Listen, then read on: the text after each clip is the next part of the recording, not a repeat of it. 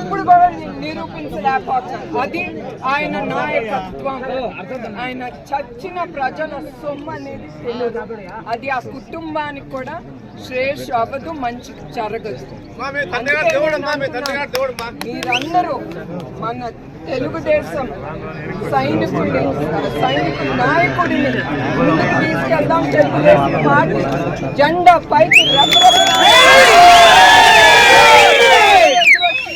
అజెండాతో ముందుకు వెళ్ళిపోతాం.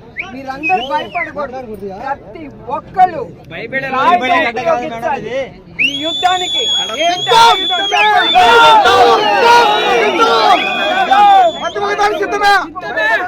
ఎవరైనా బద్దకిస్తే కూడా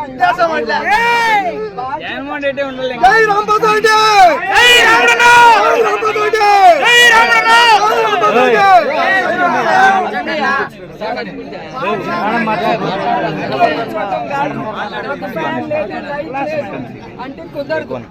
మీరు అవన్నీ మర్చిపోయి రూముల్లో కూర్చోటం కాదు, ముందుకొచ్చి ఓటేయండి. ఒక స్త్రీగా, ఒక భారత నారీగా మిమ్మల్ని అందరినీ కోరుతున్నాను. రూమ్ నుంచి బయటికి రండి, వచ్చి సేవ్ ఆంధ్రప్రదేశ్ అంటున్నాను. కోరేది మిమ్మల్ని అందరినీ. అందుకే కలిపి అన్యాయాన్ని ఎదుర్కొందాం, నిజం గెలిపిద్దాం.